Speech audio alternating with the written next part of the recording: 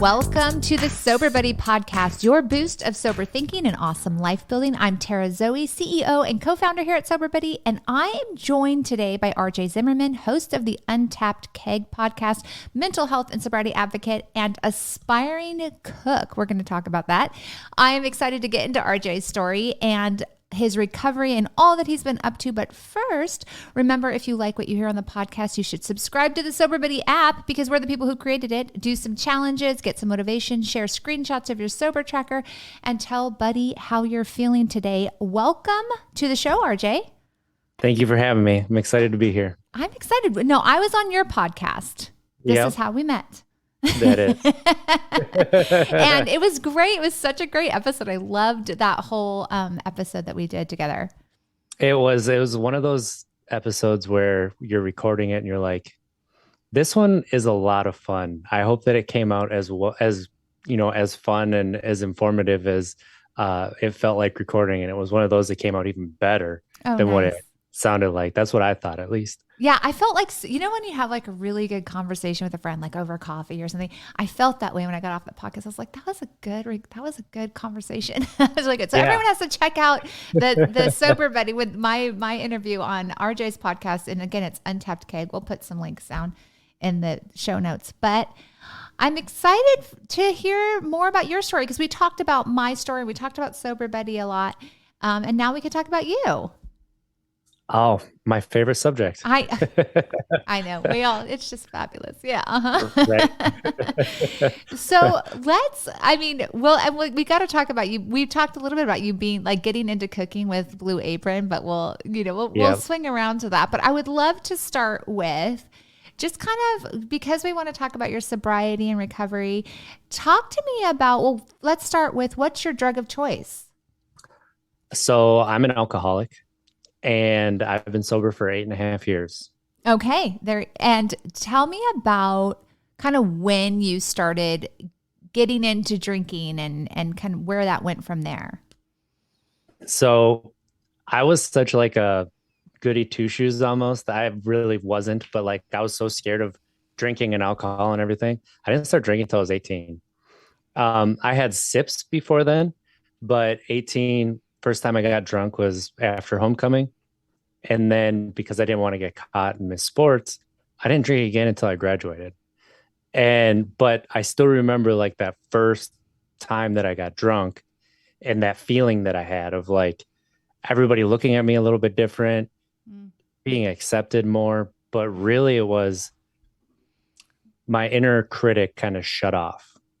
And like my mind really went like I don't want to say it flatlined, but it like all of a sudden it wasn't as loud as what it was in my mind. And then just to kind of put it into a frame of reference, were you like an overthinker, overachiever kind? Yeah, I was. And I didn't realize it at the time. I didn't know that that's how I was kind of wired until like later in college and looking back at how I was in high school and things. It's like, yeah, I was hypercritical of myself. I always strove to be perfect in the things that I cared about.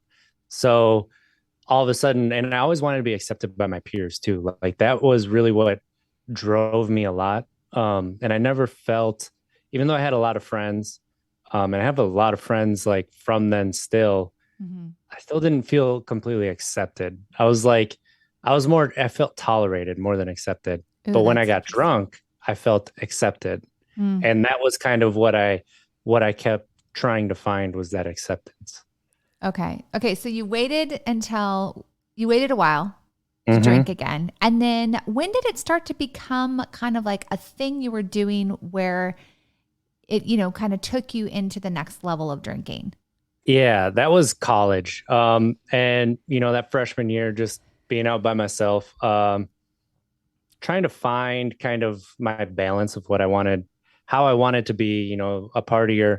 And the thing is, 3 years ago I was diagnosed with ADHD, but school came really easily to me. Like if I went to class and I could write things down, I could retain it a little bit. So that first semester up until the Thanksgiving break, I can remember it. I'd go out on the weekends and every time I drink, I get blacked out, but that's what everybody's doing. So it's not a problem at this point. And I would do well in school. Well, I was doing so well and I didn't feel like it was difficult. So I stopped going to class after Thanksgiving and like everything kind of went down. Right. So I went through these waves of partying and drinking and making really bad choices. And then going to class and getting good grades so I wouldn't get kicked out. And then partying and drinking and making really bad choices. And then going to class. So Right.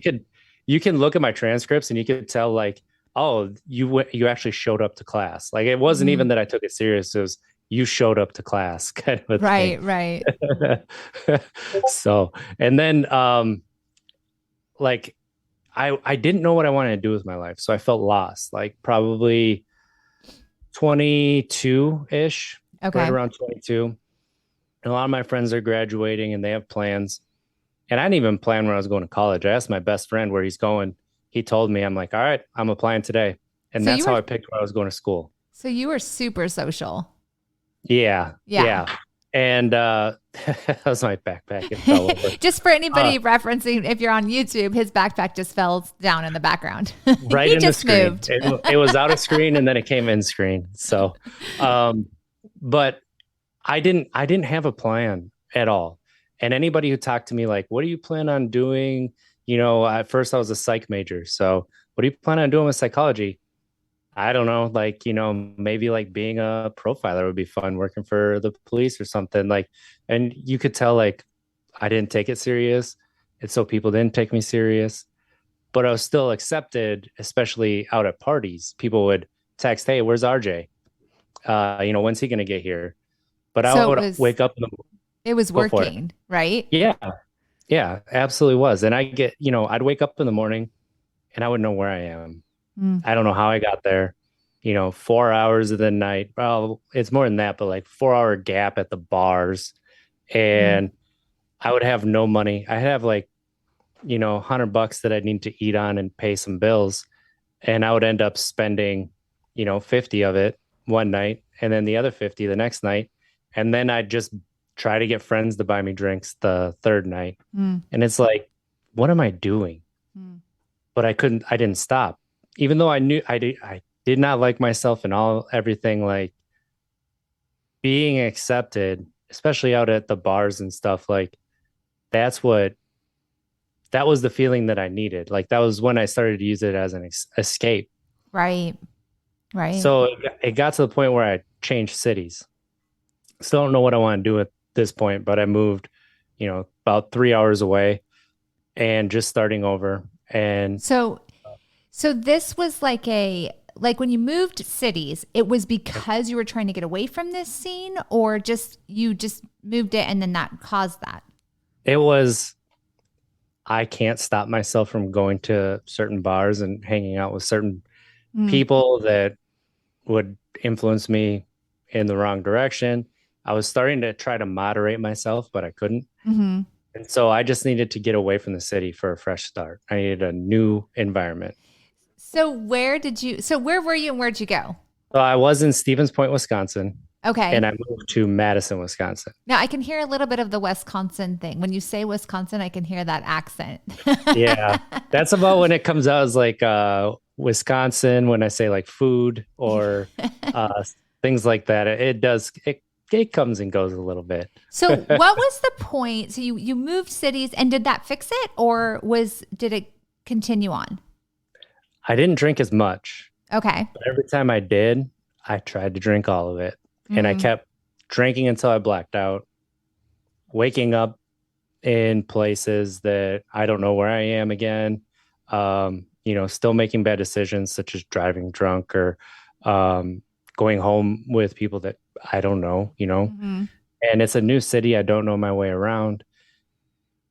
And that was kind of when I realized, okay, this is more than just like I'm in an environment where I feel like I have to party. Mhm. This is it has a pull on me that I can't stop. So that's an interesting like turn of where you're saying that like the alcohol and the partying is the problem, or the environment's the problem. And then when you changed environments and it was still an issue, you have to kind of come to wait a second, this might be me. This might be, an issue that I'm having. yeah. And looking at my friends, so anybody who doesn't know, like Wisconsin, it's straight alcohol all the time. Right. Uh, it's legal for your parents to give kids drinks at any age as Wait, long as they're wait, there. what? Yes, it is legal in Wisconsin to give your kids a drink as long as you are there. Now, do people do this a lot? Yeah, This is yeah. interesting. I got drunk at the bar at 18 with my parents there, and their coworkers buying me drinks to get me drunk because look at little RJ getting drunk, Huh. and that nobody batted an eye. Like everybody knew me. They knew I had just graduated high school, but my parents are there, so it's good. They're saying okay to it. Right.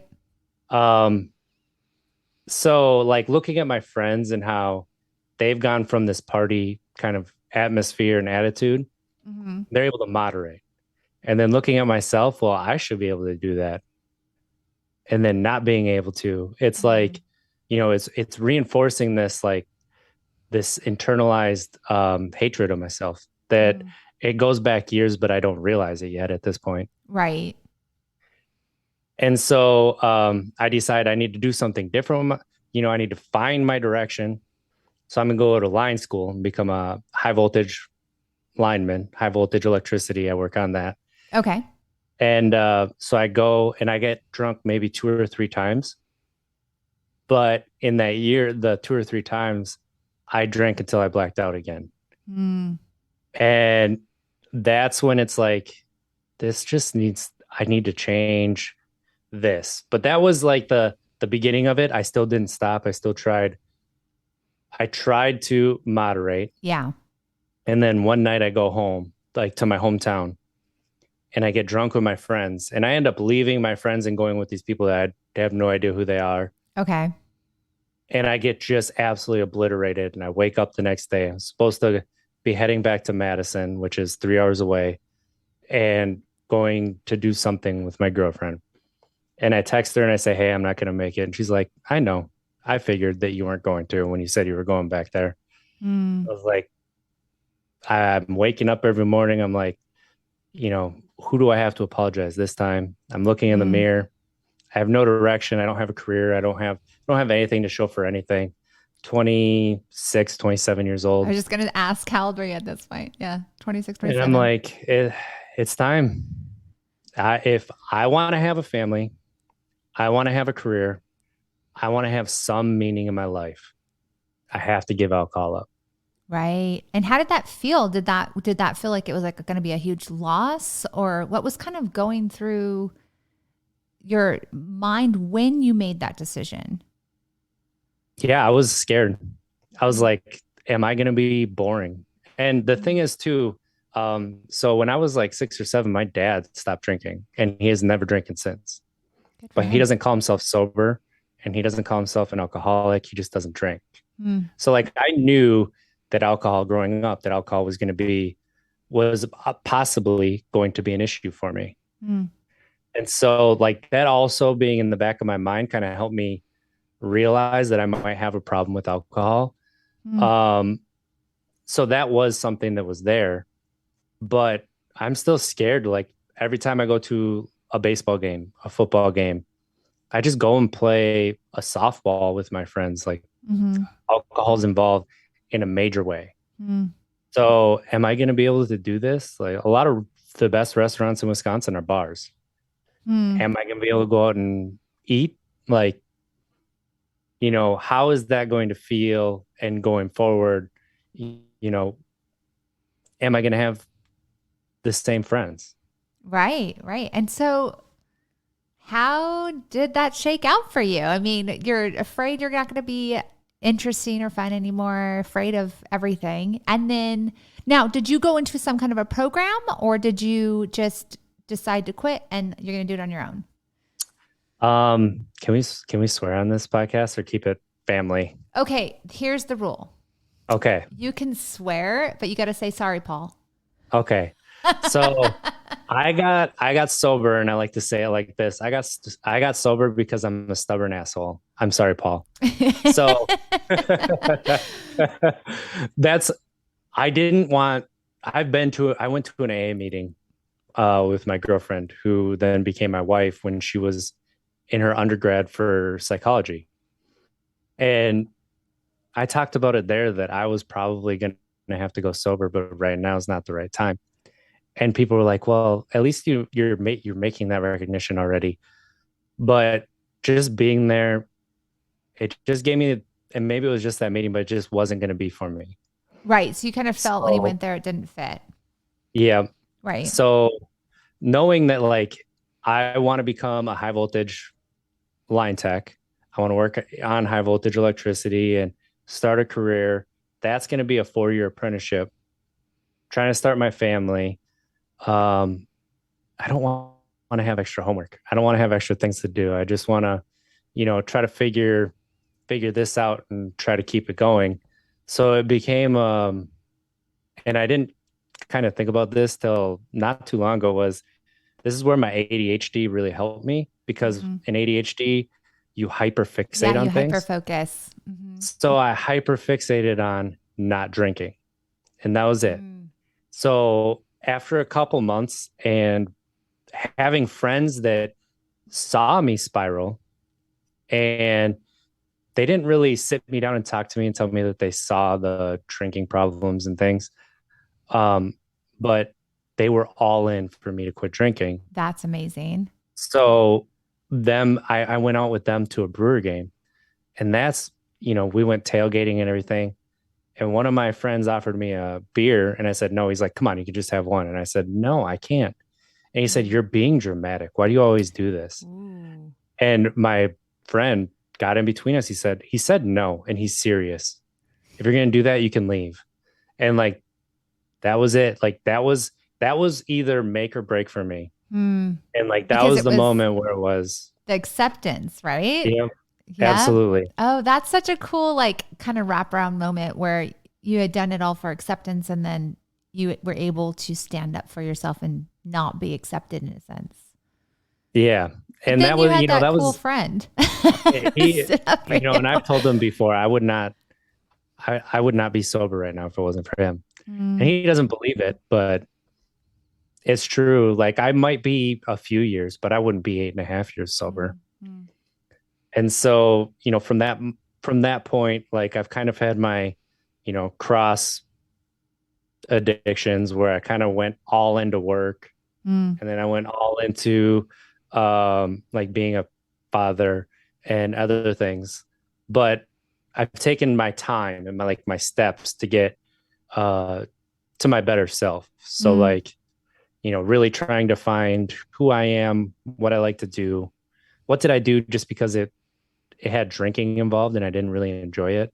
Right. That kind of a thing. Yeah. Yeah. So now how long have you had your podcast? About 2.5 years. So you've had your podcast for 2.5 years. And when did you start kind of advocating for sobriety? Around the time of the podcast. Okay. Like, it's difficult in Wisconsin, especially being in the work that I was, blue collar. There's you go out on storm and you're staying in a hotel. Everybody gets drunk after you just work 18, 20 hours. Then they go to sleep for 4 hours, wake up and do it all over again. So it's tough to navigate that space a little bit and advocate for sobriety. But when I first started going sober, I would listen to Chris Hardwick's podcast, The Nerdist, and he would interview celebrities, and it wouldn't be about sobriety, but every once in a while, he would have an episode where they'd talk about sobriety and him being sober. And stories about him going sober and things he did when he was drunk, and I just didn't feel alone. And I wanted to give people that feeling that you're not alone, that everything in life affects your sobriety, but your sobriety doesn't affect everything in life. And I just wanted to be there for people too. So I love that.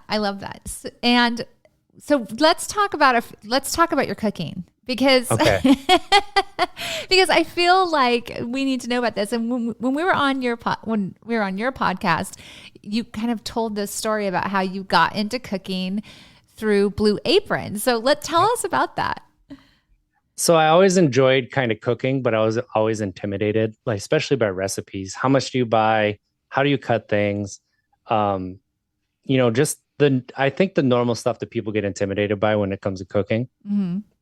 And when my oldest son was born, I wanted to make it easy for um, his mom to really not have to worry about the house so much that I could take care of that. I didn't want to have to leave her alone with the new baby and go to the grocery store and get stuff or go out and get anything. So I ordered Blue Apron because I heard really good things about it. And I cooked the first meal. I think it was supposed to take like 30 minutes. It took me an hour, but I tasted it and I was like, this is one of the best things I've ever had in my life. And Awesome. from that moment on, like it's taught me knife cuts. It's taught me like some simple tricks, like take the spaghetti water and use it in the sauce. Like never would have thought about it, right? Like, my mom was putting butter in everything. There was no noodle sauce going back into or noodle water going in the sauce. So, That's so funny. You know what's funny is I'm a book learner. Like I don't know how Blue Apron presents it, but I've learned like all my cooking skills through books, and like these cookbooks that just show you all of the little things, except for I want to say, and everyone, this is just showing like when cooking shows first came out, like when they were first like a thing on TV. I remember Rachel Ray would like mhm. go on and she would smash her garlic. Yep. I don't know if you know what I'm talking about. I Oh learned that yeah, from Rachel Ray, but my stepdad taught me how to use it, to chop really well with a knife and things like that. So there was a ton of things like that. But it's so funny how we kind of get around to things. absolutely. And it's become a hobby of mine. Like it's taught me how to really get out of my comfort zone, like try Hmm. things I never would have tried cooking. Fish is a big one. I Yeah. didn't want to cook fish because I was scared I was going to undercook it. I was scared a lot of different things. And I've cooked not always scallops. Like I've done a Okay. lot of Okay. different things. Indian food, like vegetarian dishes. Nice. They've all turned out great. Are There's you only been cooking like tonight? not tonight, I'm not going to, but I am carving out time this week to cook because it's my hobby and I haven't Yes. been able to do it for like a month and a half. Yeah, because you just So I'm very moved. You have excited. all this Yep. stuff going on. Yeah. Yeah. Yeah. That's great. So what are you going to cook? So my oldest son swears he's only 4. He Okay. swears that he likes salmon. And Okay. so he got my youngest, who's 3, to say, I want salmon too. I really like salmon. So we're gonna go to the store together. We're gonna get some salmon and I'm gonna cook some salmon with some rice and some broccoli, just something super simple. And we're gonna see if he actually likes salmon. Okay. Yeah, But that's a pretty robust fish for that young. That's my yeah, favorite fish. and I know my youngest will like it. My youngest loves uh all kinds of food. Basically anything that I eat, he likes. Love it. Love it. So, and that's great. But my oldest is kind of picky, so it's going to be interesting when he sees it cooked, how he's going to react. And yeah, he's silly, but I try to indulge it when he says he wants to try something. I try to make sure that he gets to try it. Well, I love that cooking has come out of this. And do you feel like just this is something that you would have gotten into if you hadn't gotten sober? No, like I grilled a little bit, Mm-hmm. um, but I wouldn't have taken the time to learn to cook. Not like this. I bought some nice stainless steel pans. Like I Nice. did research on it. Like I've I love done, this. yeah, it really has like it's turned into my hobby that is almost like when I'm really stressed, Mm. I got a recipe, go to get the ingredients and I cook it. You know what I love about cooking is it's so tangible. Yes. It's like your process creates this thing that you can then like consume. It like just is so part of a life, consume, and there's so much culture around cooking. I mean, cooking is such a amazing art form. And I didn't realize it till I was telling one of my friends who's a mental health advocate. about it, and he's a mindfulness teacher. He's like, you do realize that you're practicing mindfulness Mm. in this, right? Yeah. I said, Yeah. no, I'm not. He goes, no, it is, because you're kind of in like this Zen state Hmm. and you're focusing on what you're doing and you're just processing that. He's like, that's mindfulness. I Yeah. said, okay, well, that's my mindfulness. That's my step into that world, and that's okay. I'm gonna keep doing it. Yeah. And that's a great mindfulness. I mean, you got to eat, right? So it's Hmm. really cool that you'll be able to eat, it'll make you a ton healthier too. But, to be able to eat what you create is really cool. Yes, and it's something that, I don't know if it's just something that I never would have thought I would enjoy as much as I do. I think that I would have thought I would do it, Hmm. but it's gotten to the point where it's like I said, I am creating time to be able Mm, to cook. That's that's where it's gotten awesome. to, which is, that's not something that I would have done, before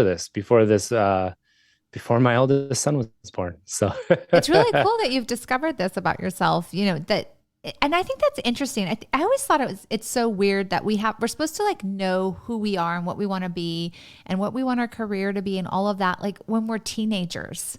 yeah. It's like you don't know anything about yourself when you're a teenager. Nothing, nothing. I would not have Yeah. chosen my life like the things I love now. I mean, I think as a teenager, I would have thought I was a total nerd. I'd be like, you know, Oh, absolutely. especially since back then, if you were a techie or anything like that, you were very nerdy. Now it's like almost like the tech people are the rock stars. But, I grew up in the grunge band era. So, but Yeah. yeah, it's so funny how we discover all of these things about ourselves as we go through life and we gather all of these experiences and then these like new seeds bloom in us. It's it's so odd how kind of like we're taught, like you said, like this is who we should be and this is kind of where you should stay, instead of, the growth that Mm. occurs. Because when you're a teenager, you can't even name the emotion you're feeling. Let alone like this is what I want to do with the rest of my life. Although you Yeah, feel like you know what you want to do for the rest of your life when you're that age, kind of. absolutely. Well, I mean, 5 years feels like an eternity back then. So, and That's now it's valid. like, almost like what 5 months used to feel like is what 5 years is. It seems like the older you get, there's just no time. That is so, I know it's like the cruel joke of time. Like the less time you have, the faster it goes. Yeah. Yep. Oh man. Well, I hear that. I think that's great. Is there anything else that you have that has kind of come out of you or like since being sober that you feel like is a result of being sober? Yeah. My patience levels increased a lot. Um, the way that I'm able to identify um, things that I may not think are a problem, but somebody says something, and I'm like, no, there's truth to that. I can improve that, Mm, and I can improve on that. And then really this past year has been a lot of like me being very top of mind about getting better about myself and mm, understanding that feelings are not an enemy, and mm, you need to feel your feelings in order to really live life, because otherwise you're constantly trying to push them down. You're feeling shame because you're not feeling your emotions, and then you're just miserable and you mm. don't know what to do. Yeah, that's huge. And Feel your feelings. yes, and like that has helped me see like how I am as a parent and how I want to, break the generational curses that my kids have, that I didn't even understand were passed down to me from, Mm. even my grandparents. Yeah. And that's something that I would not have had if I wasn't sober. Right. Right. Just makes you more aware. Yeah. And when you really start to look at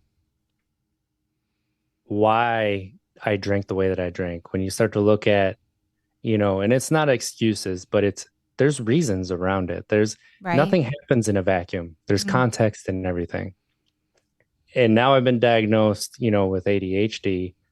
and learning how my brain works.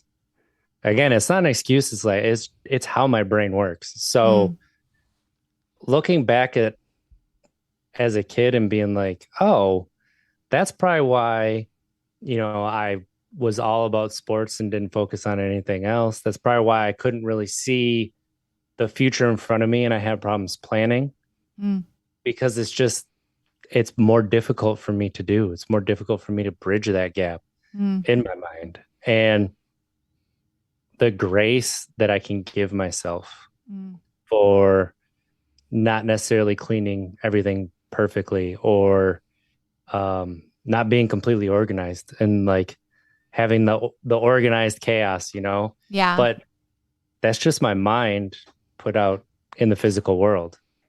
There's nothing wrong with it. It's just different. I love that. Yeah, it seems like, I think that whole process, the whole process of us looking at it and saying, hey, I've come to a limit within myself, whatever it is, where we thought we could do something or we thought that we were bigger than something but we just kind of run to the end of ourselves and having to admit that and say, oh, like I cannot do this, or I have reached a point where I need help or things of that sort. It is a kind of beautiful moment. I do think it sets us up for better things in the future when we can come to that, because so much pain is created from trying to hold on to that, like we'll call it an ego space, trying to hold on to the projection of who we think we should look like or be. And then as soon as we release that, because we can't hold it, like it literally is like being ripped from our arms, we can't hold on to it. Then all of a sudden it's like, oh, I don't have to be that. And it takes a lot of power away from others to hurt us as well, because it's, they can say, like you said, when they say, oh, you're screwing up, you could be like, am I? Yeah, I might be screwing up, because you don't have this kind of personal expectation of perfection or whatever. It doesn't feel so scary. So I do think that's a beautiful thing that reaching that point brings us, Absolutely. It's something that I would have looked at, like hearing this, I'd be like, they're just full of it. They're going to extremes to prove a point. Like this isn't how it really is, but it is actually like that. It's not like a snap of the fingers and you're there. It's a process to get there. Yeah. And I mean, I had this hole in my soul that I kept trying to fill. So it was, alcohol, it was acceptance, it was, relationships, it was work. And then I had a realization that I was about to shove my kids in there and I was going to put them in there. And then I was going to hold it against them that they're not the ones that cured it, That's that's huge. like, I don't want that. Like it was because I had such deep self-loathing that I didn't realize when I looked in the mirror, I thought I was a big POS. That was my neutral. Everything came back to that moment. And just getting to a point where I don't even look in the mirror and say, I love you. I look in the mirror and I say, you know what? You're okay. You're okay. We're getting better. It. One of the freest moments I had is, I was always like so worried, like about not being a great mom, right? Like, because I could just see everywhere I screwed up or anything. And those, I don't know if you've seen them, but they'll be like world's okayest mom or world's okayest dad. They're like mugs. And I saw that and I was like, I'm going to embrace that. I'm like just an okay mom, because I was so stressed about being the perfect mom. And part of that is because of how I came into motherhood, right? So my first child was at 16. So I was like trying to prove myself as a mother, like I can still be a good mom. And so then when I said, I'm like the world's okayest mom, like as soon as I embraced that kind of humility about it, I just released so much, and, and I have to hand it to my mother, because my mother, whenever we were teenagers and we would be like, you've ruined my life, you're horrible, all the things that teenagers say, she would just be like, she'd be like, oh honey, go tell it to your therapist, like you got issues for days, like go tell it to. And I remember I was never able to do that with my kids. I was always so worried about being the perfect mom. My mom was so just kind of, I guess, sure of herself and was like, whatever, hate me then. But Yeah. So I think that humility point of just saying, I don't have to be the best. I don't have to be, you don't have to be like, you super sexy beast in the mirror. You can be like, hey, you're okay. You're doing okay. You're still here. You're trudging on. You got this.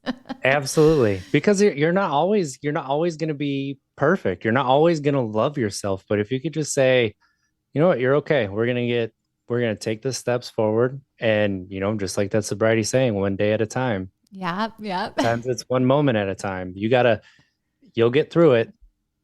It's not always going to be easy. There are some really hard times, but you can do this.